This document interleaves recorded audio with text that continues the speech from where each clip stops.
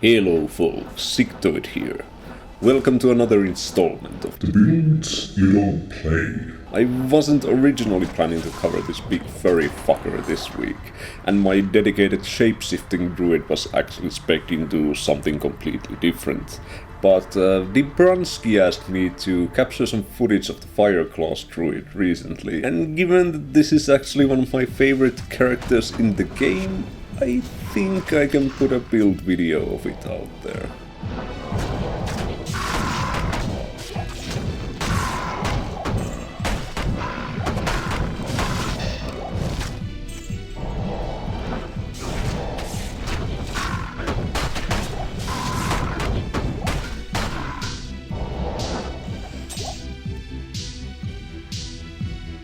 I'm gonna start with the skill build this time, because there's a pretty specific way you wanna build this character.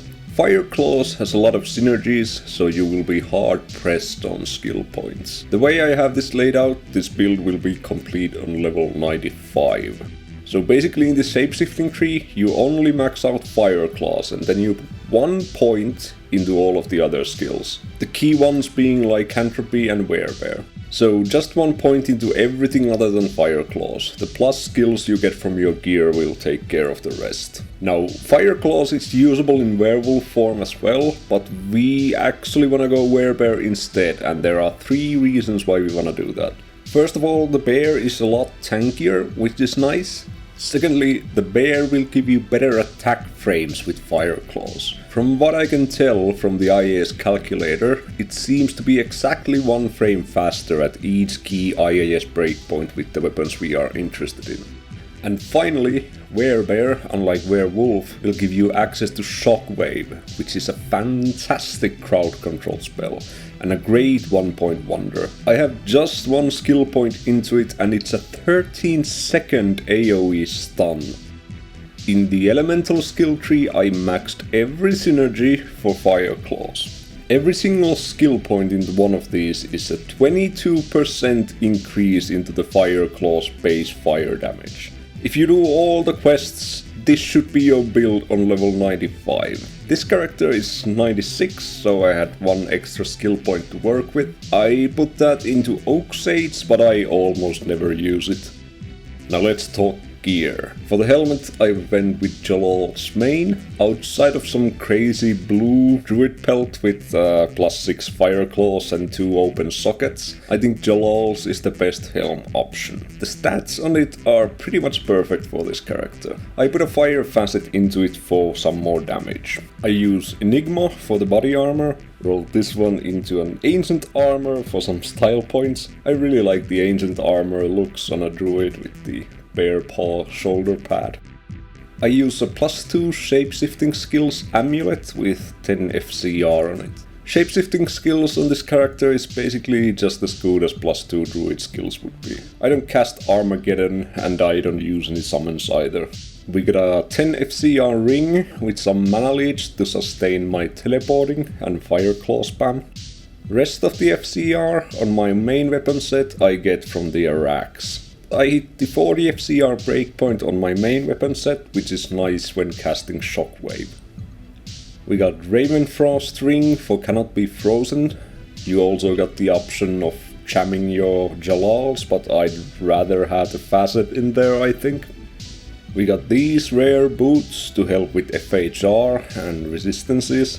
Goblin toes or Gore Riders would be cool too, but I really needed the resistances from the boots. For gloves, I think you have 2 options. First one is Mage Fists. With them you can actually reach the 99 FCR teleport speed. And the joke there, I suppose, is that the +1 fire skills will actually boost your Fireclaws too. However, I like Drag's gloves for survivability. The physical damage output of this character is really low, so leech won't be doing that much for you. So the extra survivability you get from life tap is very welcome. For the weapon, I use Griswold Caddy. You need 105 IAS from this thing to get to the fastest possible attack speed breakpoint with it. I have 1 shale and 3 IAS attack rating jewels in it. For general PVM, I think I'd rather have IAS resistance jewels in there, but when I made this weapon, I wanted the extra attack rating for doing Ubers. And yes, this character is actually a solid option for doing Ubers, believe it or not. Together with the caddy, I'm running a Monarch with 4 fire facets. Another pretty cool damage-oriented option is Medusa's Gaze for the lower res proc, and that shield actually does work pretty well for this character, but I prefer the facet shield for some extra consistency. Using a shield presents a problem for this character. The block frames in bear form are pretty damn atrocious, and getting block locked when surrounded is a real concern.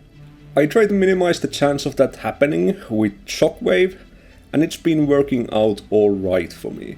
If you really don't want to run a shield though, a cool weapon option is a Tomb Reaver with 2 Sail Runes. You'll have easier time with your leeching and your resistances with this weapon, but you'll also have a slower attack speed and less DPS because of the lack of the faceted shield. Double Shelled Tumbi is a solid choice for sure. I just personally prefer the Gris Caddy a little bit more.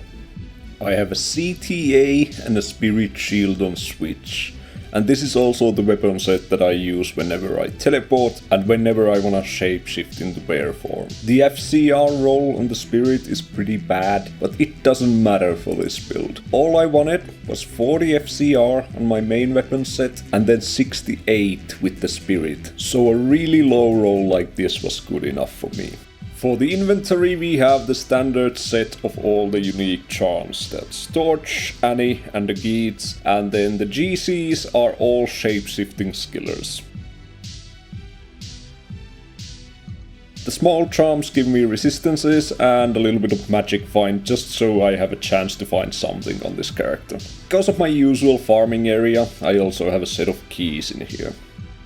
For the stats, it's the usual max vitality kinda deal, with just a couple of points put into strength so I could equip my Enigma and my Jalals. I'd also recommend keeping your dexterity as low as possible, so that your chance of blocking will stay relatively low.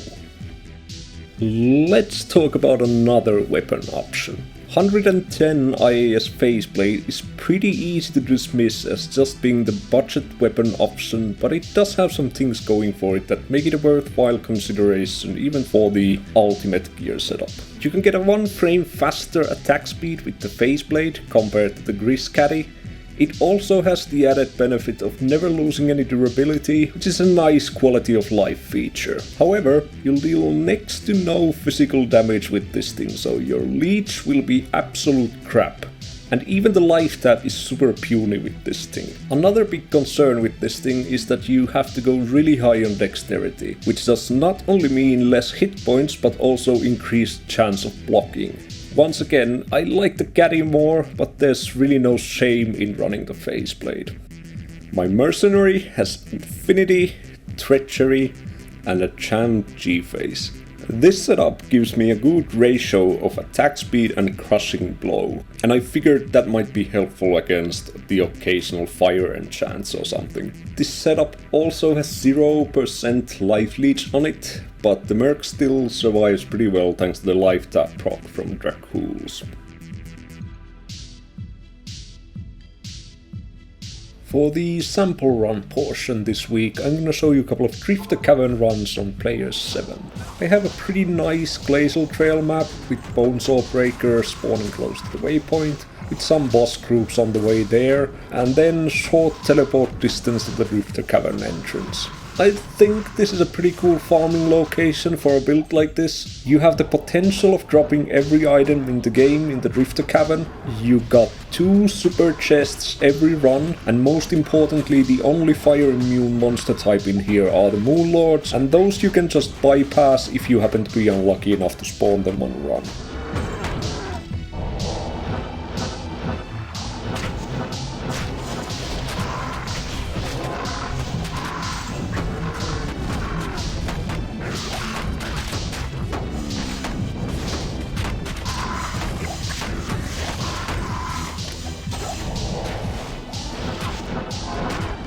I Definitely recommend binding your Fireclaws on the right mouse button when running this build. That way you can just keep holding down the right mouse button to move and you'll automatically hit every enemy that comes in your way.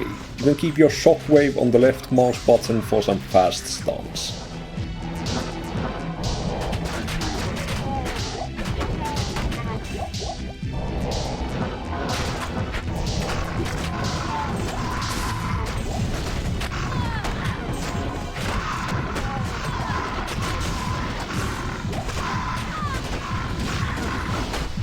Now, it might be pretty difficult to tell from the recorded footage, but there's a lot of weapon swapping going on with this character. I'm constantly going back and forth between the weapon sets. It's something you just have to get used to when you are playing this build, unless you want to run like a spirit shield on your main weapon set, which is worth considering if you want that extra comfort. You do you.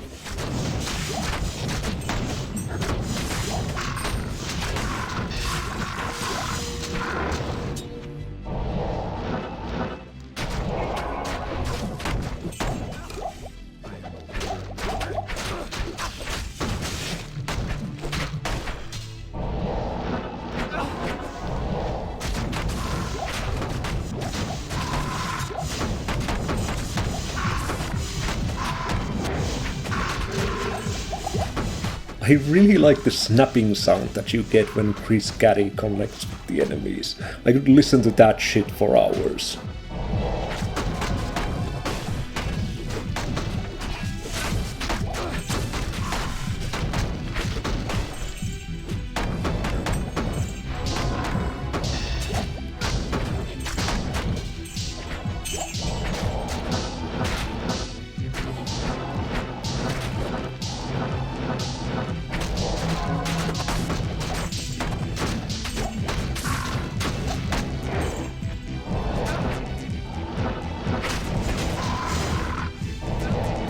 You can really see how handy the shockwave is during this run. It's really nice when fighting big groups of these Yetis or the Harpies that are both kind of notorious for stun locking your character if you get swamped by them.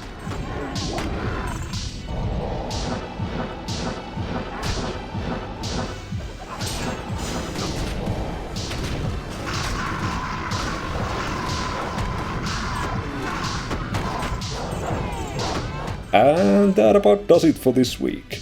Thanks for watching guys, Sigtoid out.